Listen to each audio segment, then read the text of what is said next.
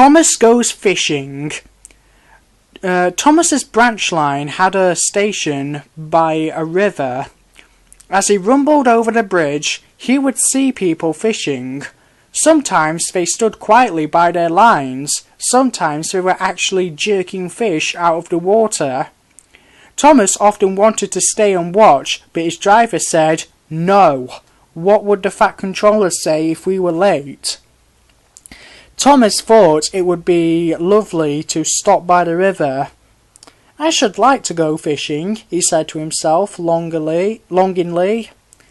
Every time he met another engine he would say, "I want to fish." They all answered, "Engines don't go fishing."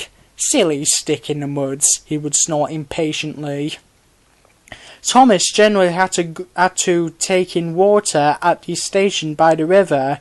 One day he stopped as usual, and his fireman put the pipe from the water tower in his tank. Then he turned the tap, but it was out of order, and no water came. "Bother," said Thomas. I am thirsty." "Never mind," said his driver. "We'll get some water from the river."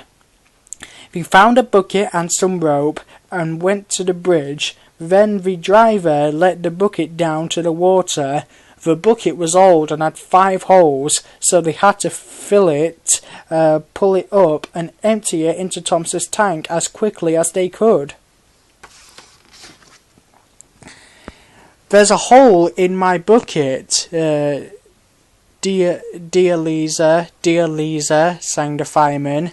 "Never mind about Lisa," said the driver. "You empty that bucket before you spill the water over me." They finished at last. That's good," puffed Thomas as he started, and Annie and Clarabelle ran happily behind.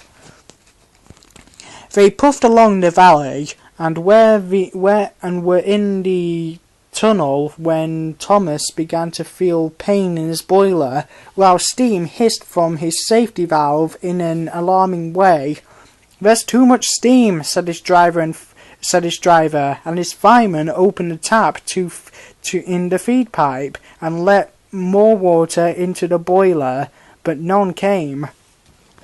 "Oh dear," groaned Thomas. "I'm going to burst! They damped down his fire and struggled on.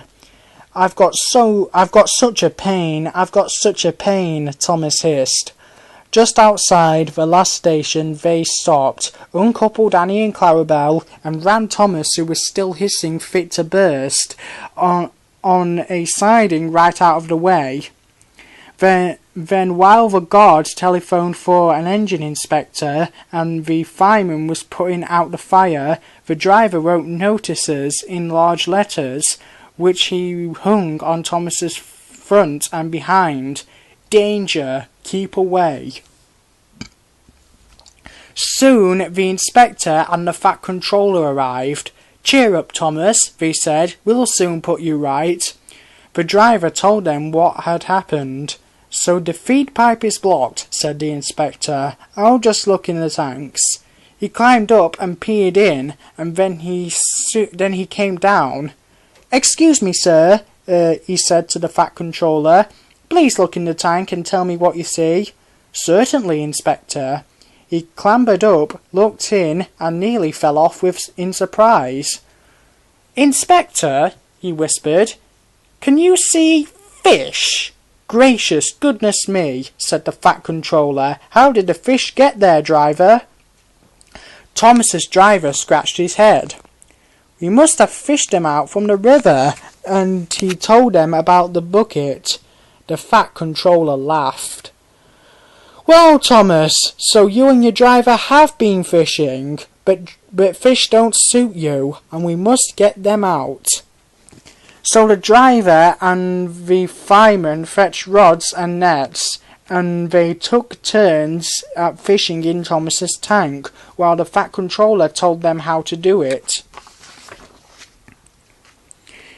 When they had caught all the fish, the station master gave them potatoes.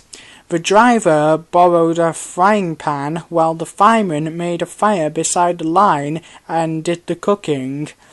Then they all had a lovely picnic supper of fish and chips.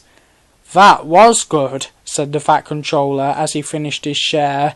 "But fish don't suit you, Thomas, so you mustn't do it again." "No, sir, I won't," said Thomas sadly.